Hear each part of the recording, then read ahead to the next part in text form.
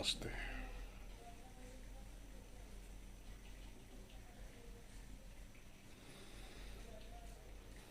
आज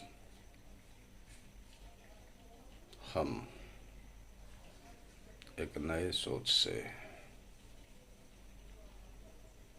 एक नई चीज बनाने जा रहे हैं। बच्चों को कैसे भाषा का ज्ञान अच्छी तरह प्राप्त हो, इसलिए आज हम ये नया वीडियो शुरू करने जा रहे हैं।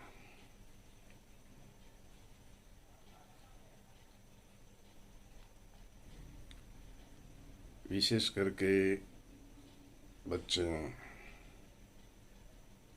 अपने मातृभाषा उड़िया और राष्ट्रभाषा हिंदी में कमजोर रहते हैं।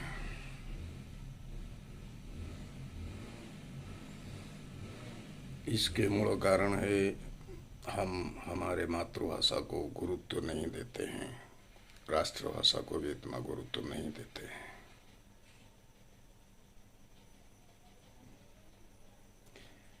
उच्च हेबा पाई करो जेबे आशा, उच्च करो तेबे निज मातृभाषा।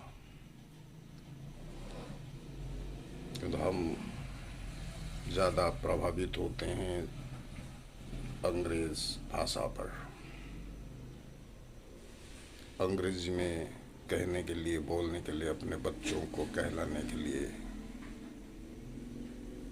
हम ज़्यादा तत्पर रहते हैं। इसीलिए हम मातृभाषा और राष्ट्रभाषा से पीछे रह जाते हैं। ये मूल कारण है। और शिक्षक, अध्यापक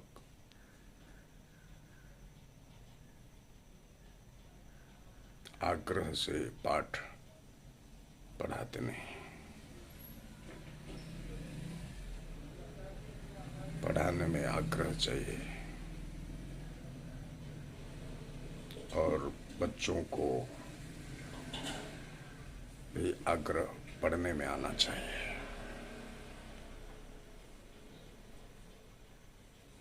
जिस चीज में इंटरेस्ट ना होगा, आग्रह ना होगा, रुचि ना होगी,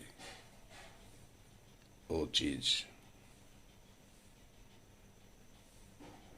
करने में मजा नहीं आएगा और उससे ज्यादा दिन हम याद नहीं रख सकते हैं, भूल जाएंगे। इसी कारण ज्यादा कुछ मंतव्य ना देते हुए हम आज ये हिंदी के वीडियो शुरू करते हैं। हिंदी ग्रामर से, विशेष करके ग्रामर में बच्चे बहुत कमजोर रहते हैं। तो आज की आलोचना हम हिंदी व्याकरण पर करेंगे।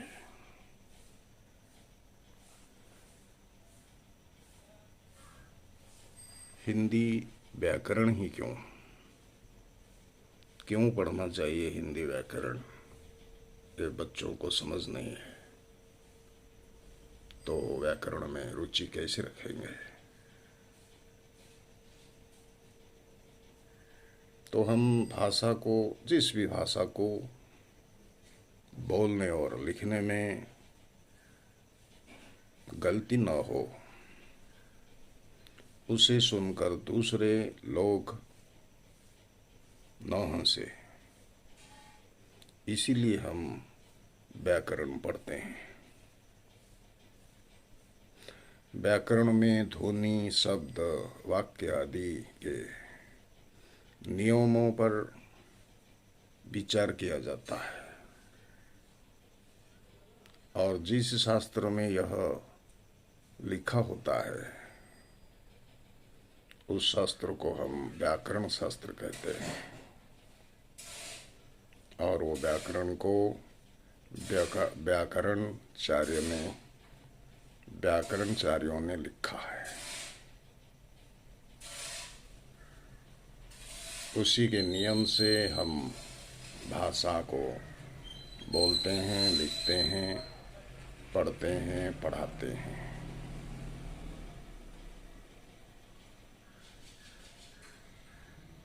तो भाषा को बोली जाती है। हमारे मुंह से जो बातें निकलती है उनके सबसे छोटी खंड को हम ध्वनि कहते हैं। याद रखें, ध्वनि कहते हैं। हमारे मुंह से जो बातें निकलती हैं उनके सबसे छोटे खंड को हम ध्वनि कहते हैं। अगर प्रश्न आएगा ध्वनि किसे कहते हैं, तो हमें यह याद रखना है, ध्वनि किसे कहते हैं ना। हमारे मुंह से जो बातें निकलती हैं उनके सबसे छोटे खंड को ध्वनि कहते हैं। जैसे आ, गो, चौ, ट, प, स इत्यादि एक एक ध्वनि है। इनका उच्चारण करने से पता चलता है, इनका उच्चारण करने से पता चलता है कि ये छोटे छोटे खंड हैं। इनका उच्चारण करके देखें।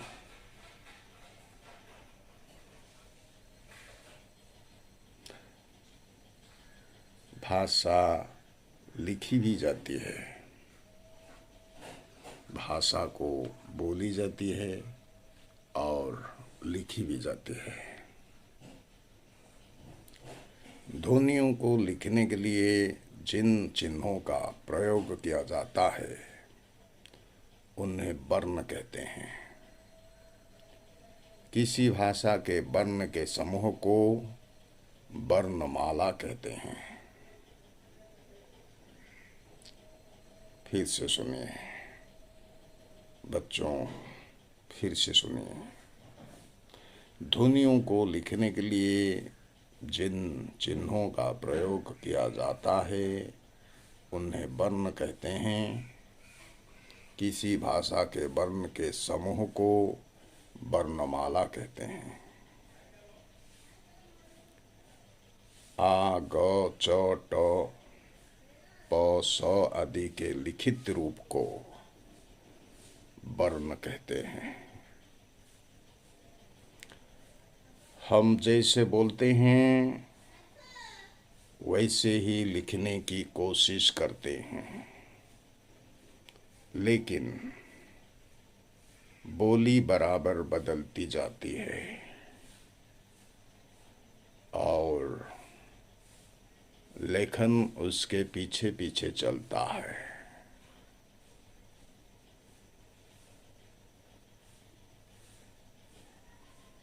शब्द एक या एकाधिक ध्वनियों का एक साथ उच्चारण करने पर शब्द बनते हैं।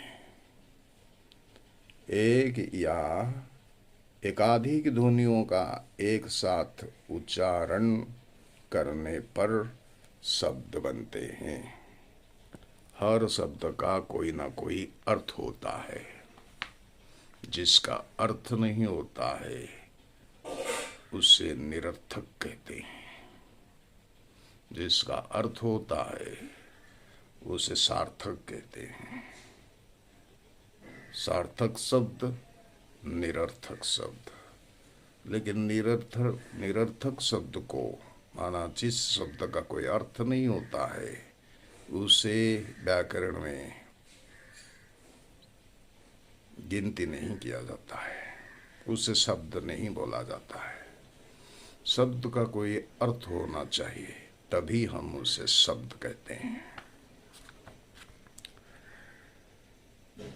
हर शब्द का कोई ना कोई अर्थ होता है तो हम शब्द कहते हैं। और पद, शब्द वाक्य में आने पर पद कहलाते हैं। शब्द कब पद कहलाते हैं? न शब्द वाक्य में आने पर पद कहलाते हैं। पद में शब्द के साथ शब्दांश भी जुड़ा होता है। पद में शब्दों के साथ शब्दांश भी जुड़ा होता है। जब शब्द वाक्य में व्यवहृत होता है तभी हम उसे पद कहते हैं।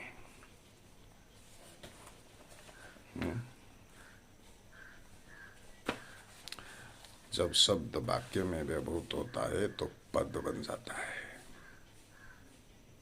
अगर शब्द स्वतंत्र है तो उसे शब्द कहा जाता है, और वो जब वाक्य में आ जाता है तो उसे पद कहा जाता है।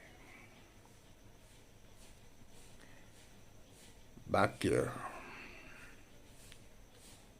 निश्चित क्रम में एकाधिक पद आकर पूरे अर्थ को व्यक्त करने से वाक्य बनता है। निश्चित क्रम में एकाधिक पद आकर पूरे अर्थ को व्यक्त करने से वाक्य बनता है।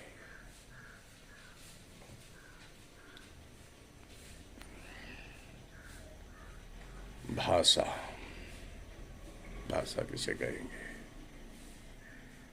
आपस में विचारों का आदान प्रदान करने के लिए हम भाषा में वाक्यों का ही प्रयोग करते हैं। आपस में विचारों का आदान प्रदान करने के लिए हम भाषा में वाक्यों का ही प्रयोग करते हैं। ध्वनि और वर्ण। ध्वनियों का उच्चारण करते समय हम मुंह के निम्न अंगों को काम में लगाते हैं, जैसे मुख, तालु,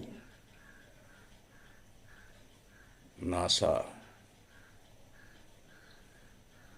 मूर्धनी, मूर्धना,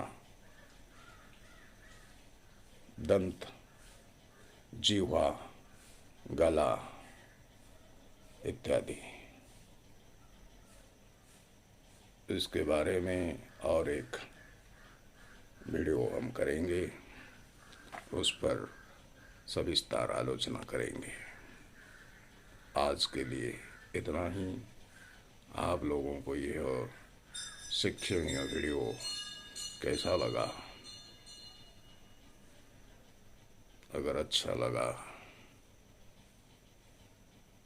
तो लाइक कीजिए और शेयर कीजिए, सब्सक्राइब कीजिए, ताकि हम इस तरह के और वीडियो बनाएं और सब इस वीडियो का लाभ ले सकें।